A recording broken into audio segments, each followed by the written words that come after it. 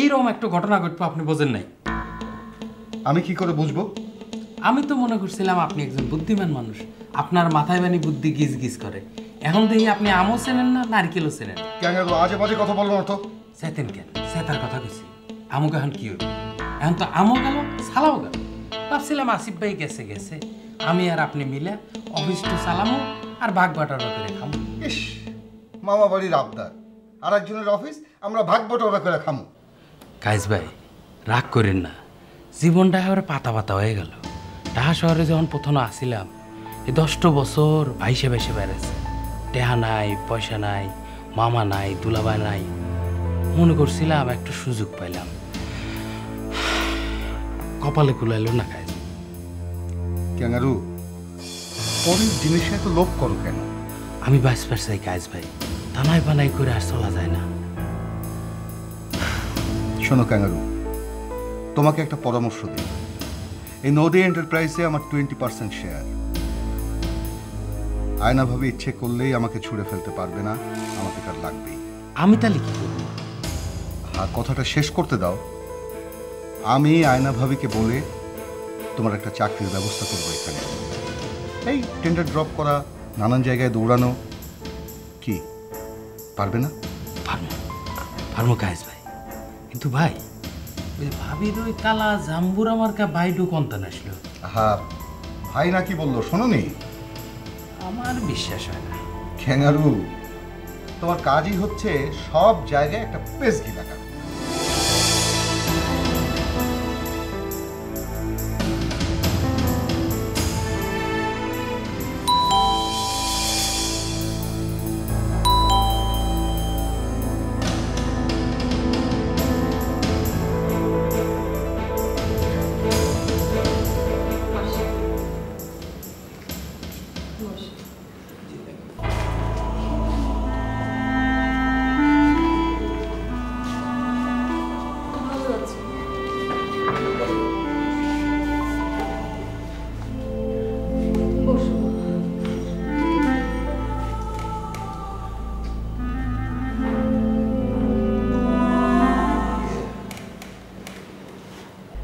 Ben সাহেব, আমি অশোকের কাছে শুনলাম আপনি নাকি সারাক্ষণ জানালা ধরে বাইরের দিকে তাকিয়ে থাকেন।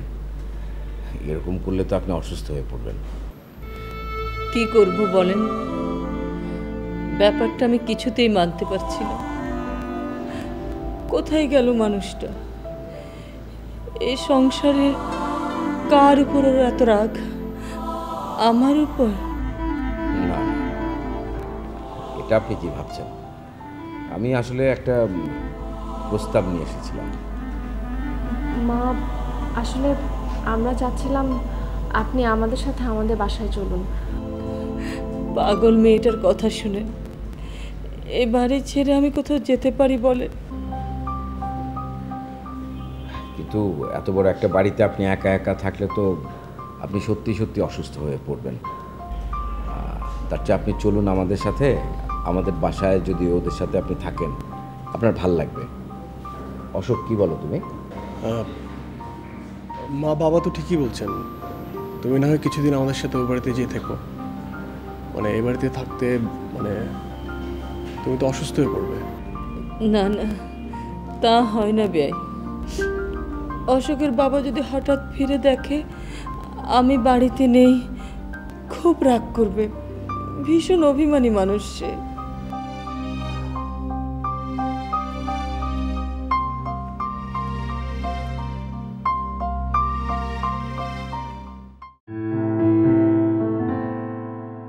দিন শুরু ব্যস্ত সব মানুষ নগরে, স্বপ্ন সে চলে দু চোখ জুড়ে।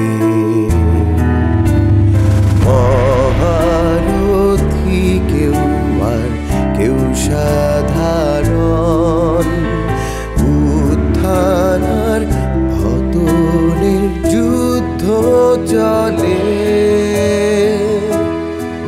রাতে দিনে রং বদলানো, হাজার মানুষের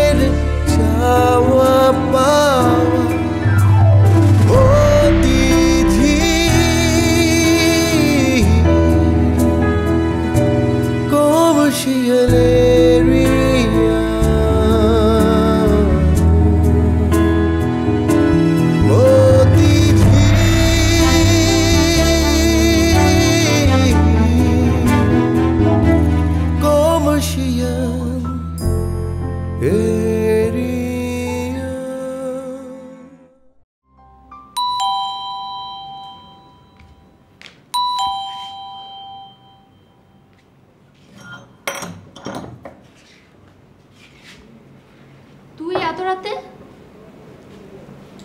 আয় বস।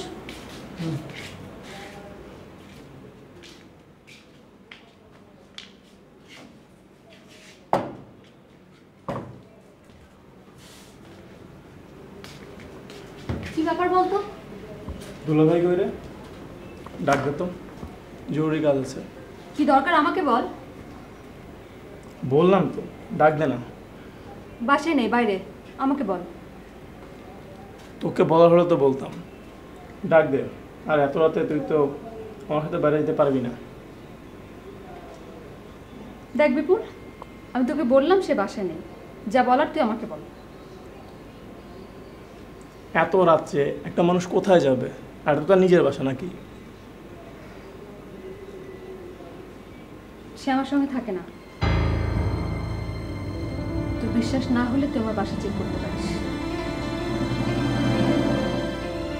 আরে যাই, সরি আবার তোকে ডিস্টার্ব করার জন্য।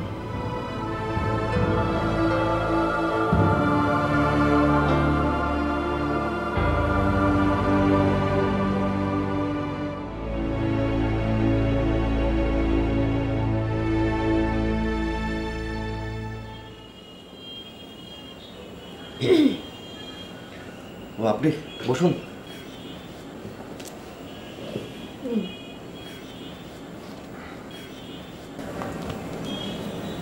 আচ্ছা, স্যারের মেয়ের কোনো খোঁজ পেলেন? না, জানেন জাকিয়া একা পুরো বাড়িটা মাতিয়ে রাখতো। হাসি খুশি প্রাণবন্ত একটা মেয়ে। ওর অভাবে পুরো বাড়িটা এখন শোকাচ্ছন্ন। স্যারকে দেখলেই বুঝতে পারি এমন হাসি খুশি প্রাণবন্ত একজন মানুষ কেমন বিষণ্ণতায় ভুগছে। এদিকে অফিসে শুরু হয়েছে আবার উটকো ঝামেলা। কিরকম ঝামেলা? হ্যাঁ না মানে, এক্সকিউজ মি, আমার একটা ফোন এসেছে। হ্যাঁ, আমি আপনাকে পরে বলবো।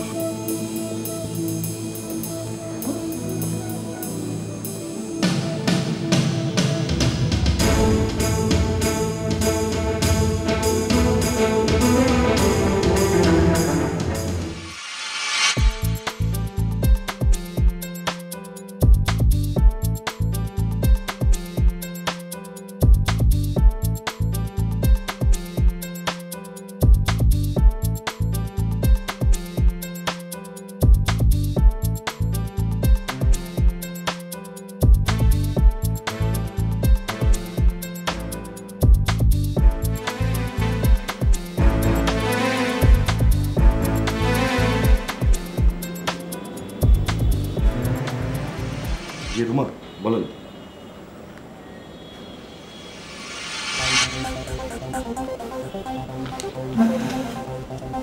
আপনি কাকে চাচ্ছেন?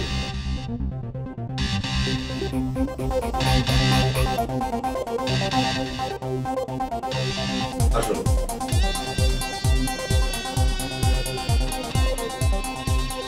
রুমা, উনি হচ্ছেন কনক, আপনাকে খুঁজছেন। আমাকে খুঁজেছেন? হ্যাঁ, আমি মতিঝিল কমার্স প্রাইভেট লিমিটেডে এক্সিকিউটিভ পদে আবেদন করেছিলাম। আমাকে অ্যাপয়েন্টমেন্ট দেওয়া হয়েছে। ওকে, দেখি অ্যাপয়েন্টমেন্ট লেটারটা।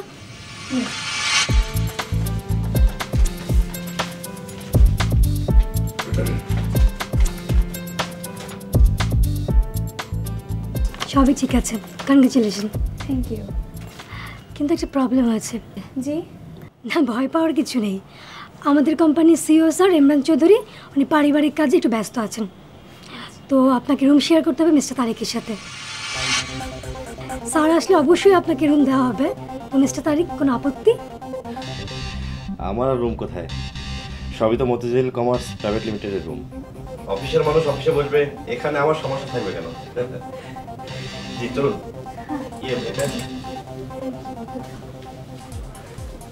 ওই আলিশা, উনি হচ্ছেন কনক, নতুন জয়েন করেছেন।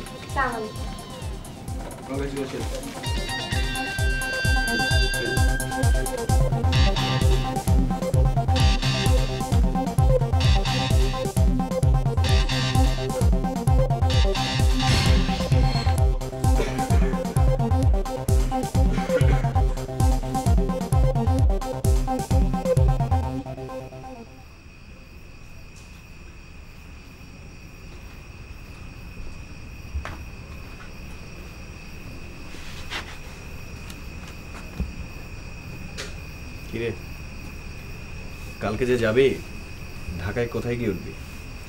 কেন? আমার বাসায়। তোর দাদু আর তোর বাবা তো তোকে পেলে মেরে তক্তা বানাবে। আমি কিন্তু তোর বাসায় যেতে পারবো না। আচ্ছা, তুই তো আমার মধ্যে আরো ভয় ঢুকিয়ে দিচ্ছিস। এমনিতে অনেক টেনশনে পাচ্ছি। টেনশন? আমার মনে হচ্ছে তোর সাথে গ্রামের বাড়িতে আসার আগে বলে আসা উচিত ছিল। তারপরে সেল অফ রেখেছি, এটা তো আরো অনেক বড় একটা অপরাধ। আসলে এখন না টেনশনটা অনেক বেশি বেড়ে গিয়েছে, অনেক বেশি ভয় করছে।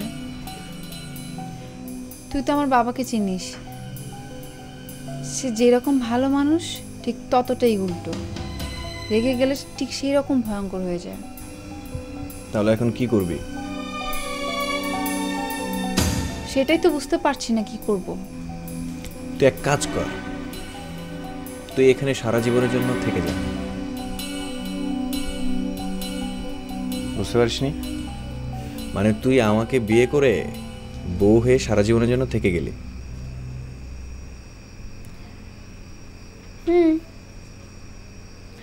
প্রস্তাবটা ভালো, কিন্তু কিন্তু কি জাকিয়া,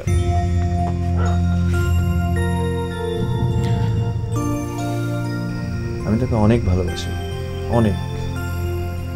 আমি তোর জন্য, আমি জানি তুই আমার জন্য মহাসাগর পাড়ি দিতে পারবি, তুই আমার জন্য পাহাড় ডিঙাতে পারবি, তুই আমার জন্য সব কিছুই করতে পারবি, কিন্তু আমি তোকে কখনো স্বামী হিসেবে মেনে নিতে পারবো না। কারণ আমি তোকে সবসময় আমার অনেক কাছের একটা বন্ধু হিসেবে দেখে এসেছি। তুই হচ্ছিস আমার বেস্ট ফ্রেন্ড। আর তুই এটা খুব ভালো করে জানিস, ফ্রেন্ড আর হাজব্যান্ড কিন্তু এক জিনিস না। আমি চাই আমাদের বন্ধুত্বটা যেন সবসময় এরকমটা থাকে, কখনো যেন শেষ হয়ে না যায়।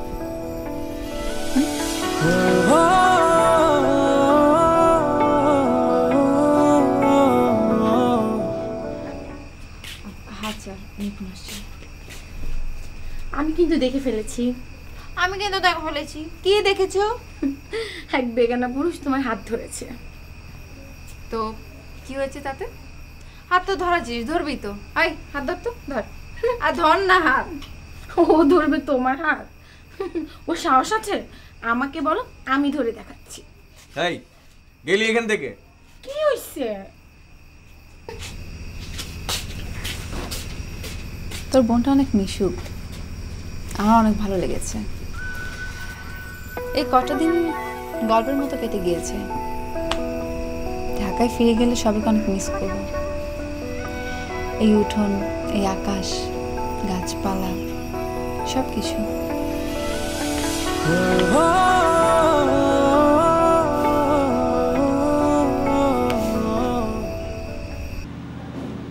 আপনি বলছেন মতিঝিল কমার্স প্রাইভেট লিমিটেড ভেঙে পড়ার সময় ঘনিয়ে এসেছে? এবং জেনে শুনেই বলছি। হ্যাঁ, একটা সম্ভাবনা ছিল যখন একরামুল চৌধুরী অসুস্থ ছিলেন, কিন্তু এখন তার ছেলে ইমরান চৌধুরী যেভাবে কোম্পানিকে চালাচ্ছেন, আমার তো মনে হয় না আপনি আমি কেউ ওখানে দাঁত বসাতে পারবো। আশিস সাহেব, আমার চরিত্রের বৈশিষ্ট্য আমি আপনাকে বলেছিলাম, আপনার মনে থাকার কথা। আমি মানুষের কবর যাত্রা পর্যন্ত আশা করে বসে থাকি। রাইট, কিন্তু আমি এখন জানতে চাই একরামুল চৌধুরীর নাতনির ঘটনাটা কি? এটা একটা মিরাকেল ঘটনা। মিরাকেল ঘটনা? হ্যাঁ, মেয়েটি কোথায় গেল, কেন গেল, কিছু আবিষ্কার করা যায়নি এ পর্যন্ত। কিন্তু পুলিশকে জানায়নি কেন? একরামুল হক চৌধুরীকে এত কাঁচা মনে করছেন কেন? পুলিশের আইজিকে ব্যক্তিগতভাবে জানিয়েছেন, কিন্তু আনুষ্ঠানিকভাবে নয়, আর খুঁজছে নিজস্ব সোর্সে। তো পুলিশকে ফর্মালি জানালে অসুবিধা কোথায়? আনুষ্ঠানিকভাবে জানালে ঘটনাটা পত্রিকায় প্রকাশ পেত, সাংবাদিকরা পেছনে লাগত, তার শত্রুরা তাকে ঘায়েল করার সুযোগ খুঁজত। যদিও একরাম চৌধুরীর পতন চাচ্ছি, তার বিরুদ্ধেই কাজ করছে, কিন্তু মানুষটার সাহস দেখেছেন? সম্পদের জন্য নিজের নাতনির জীবনকেও বাজি রেখেছেন। একরামের চেয়ে ইমরান আরও কঠোর, আরও সাহসী। তারপরও আমাদের কিন্তু দাঁত চোকাতে হবে মতিঝিল কমার্স প্রাইভেট লিমিটেডে। আপনি যে মেয়েটিকে সোহেলের পিছনে লাগিয়েছেন, সে কতদূর কি করতে পারলো ভাবছেন? কি করে জানলাম? আমি জলিল আকন্দ, আমাকে জানতেই হয়।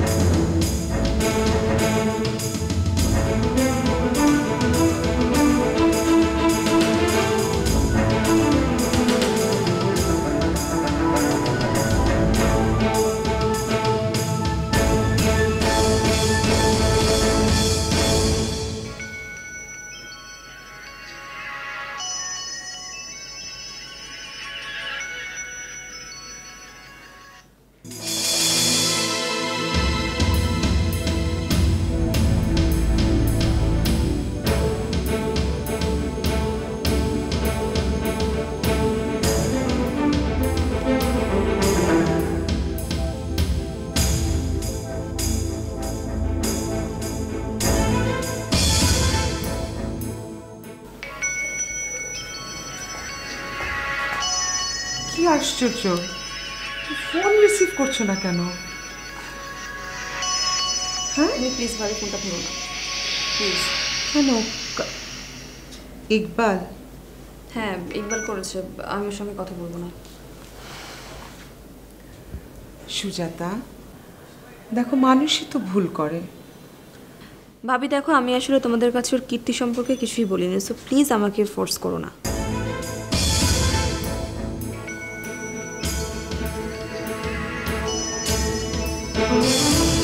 আচ্ছা, আমি ধরছি, তোমার কথা বলতে হবে। হ্যালো। জি ভাবি, ভালো আছেন? ভালো, তোমার খবর কি? এই তো চলে যাচ্ছে। ভাবি, সুজাতা কি আশেপাশে আছে? ওকে একটু দিন না, ও আমার উপর রাগ করেছে একটু। তাহলে তুমি রাগ ভাঙাতে ঢাকায় চলে আসো। আসলে ব্যবসার কাজ তো ভাবি, হঠাৎ করে তো আসা যায় না। সুজাতাকে একটু দেবেন প্লিজ। আচ্ছা দিচ্ছি, ধরো।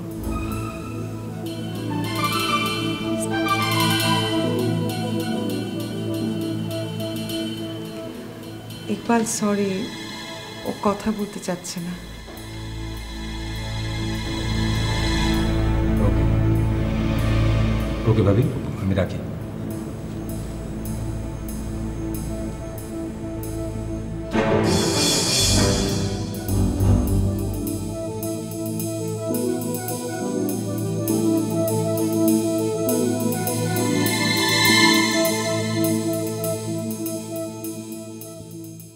রাতে দিনে রং বদলানো, হাজার মানুষের চাওয়া